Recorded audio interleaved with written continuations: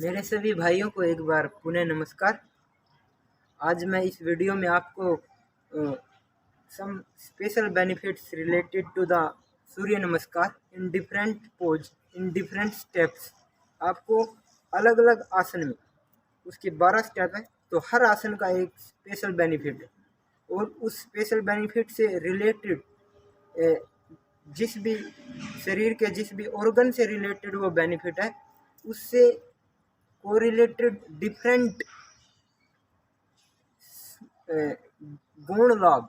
आपको एक मुख्य लाभ मिलता है, एक गौण लाभ मिलते हैं, कई सारे हर तंत्र से जुड़ा एक लाभों की एक श्रृंखला है।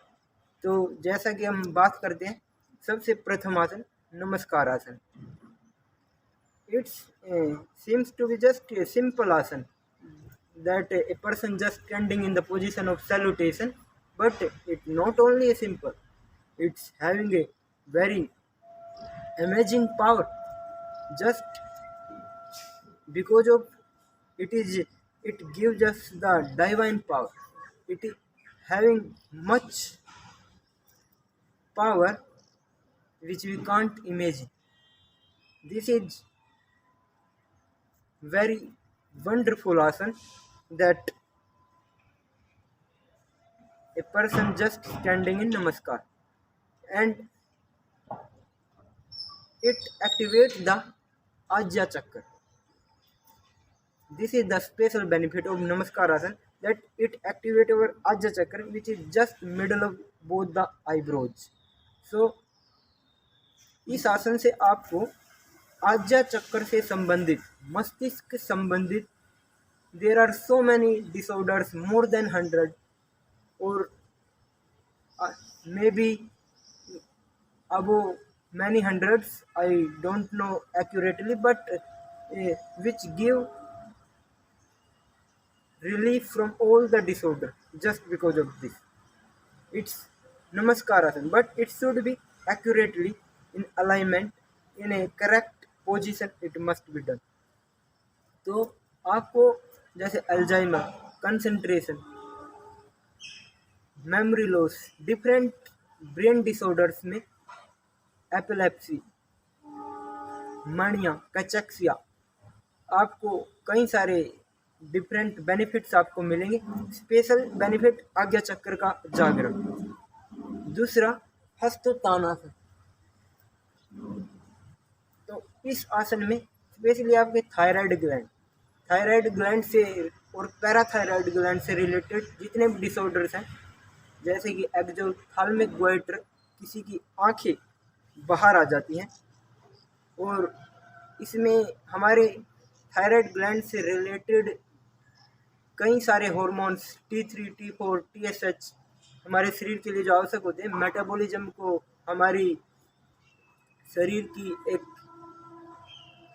पाचन शक्ति का संतुलन बनाने के लिए आवश्यक होते हैं, और भी अनेक बेनिफिट उससे देखने को मिलते हैं। तो आप T3, T4, TSH का बैलेंस कर पाएंगे, थायराइड ग्लैंड को एक्टिवेट करेंगे, इससे आपका विशुद्धि चक्र, जिसे योगिक साइंस की टर्म में बोला जाता है, तो उससे गले से संबंधित जितने भी विकार और उसके कारण होने वाले शरीर में इम्बैलेंसेज, उसको बैलेंस करता है। तो यहाँ पे आप इसमें थायराइड ग्लैंड का एक इम्बैलेंस हो जाता है सिक्रीशन, तो उसमें किसी का शरीर अत्यधिक स्थूल और किसी का शरीर अत्यधिक कृश अर्थात पतला हो जाता है। तो इस ग्लैंड के एक्टिवेशन से आप इन दोनों ही प्रकार के रोगों से निजात पाएंगे। अब तीसरे आसन में आप पश्चिमोत्तान हस्तासन की स्थिति में आते हैं। तो इससे आपका स्वाधिष्ठान चक्र का जागरण होता है, जो नाभि के ठीक नीचे, नाभि और लिंग के मध्य प्रदेश में पाया जाता है ये स्वाधिष्ठान चक्र। इससे आपके यूरिनरी सिस्टम और डिफरेंट रिप्रोडक्टिव सिस्टम को ये एक्टिवेट करता है। तो उससे रिलेटेड जितने भी डिसऑर्डर्स हैं आप अनुमान लगा सकते हैं कितने सारे अलग अलग प्रकार के रोग, आज रोगों का एक चक्रव्यूह है, तो उन सब से निजात मिलेगा। चौथा अभ्यास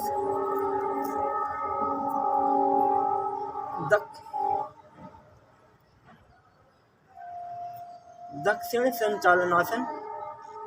इसमें आपका पुनः हृदय चक्र का जागरण होता है।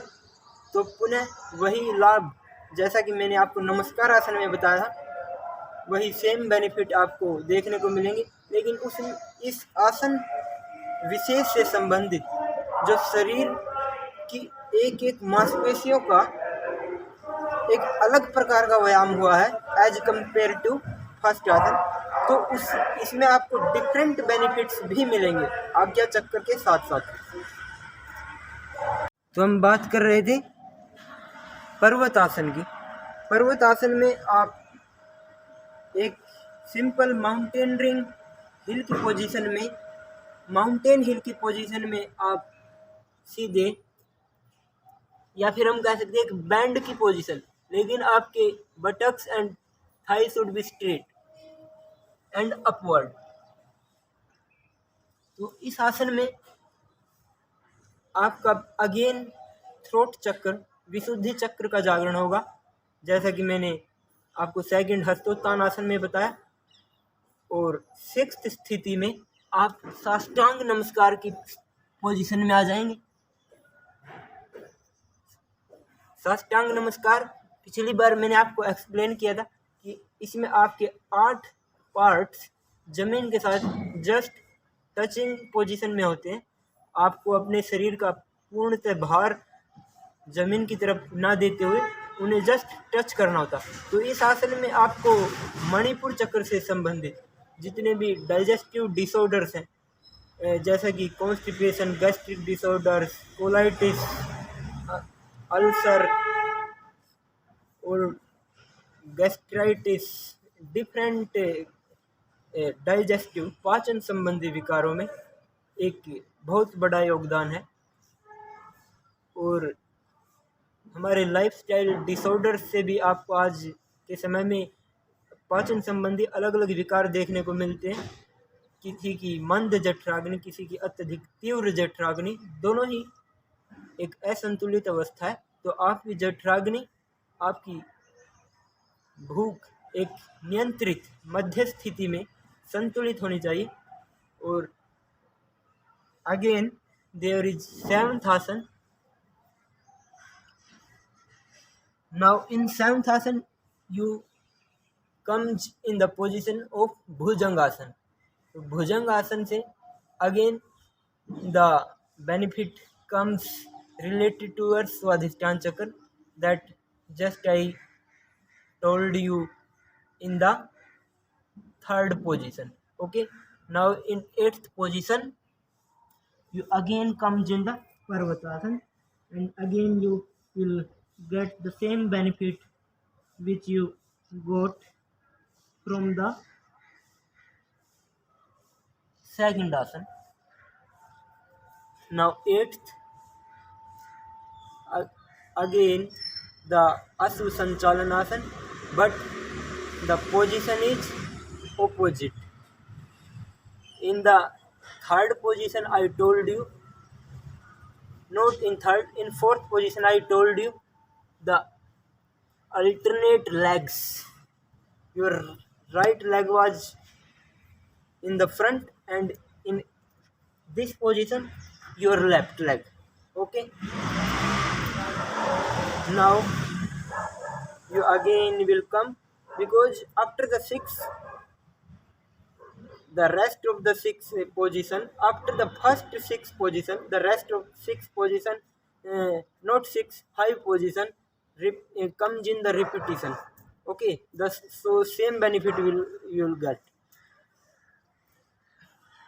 So in 10th position, again there is Padhastasana, and 11th again the Hastottanasana, that is just related to your Visuddhi Chakra, and the last one Namaskara. So Namaskar.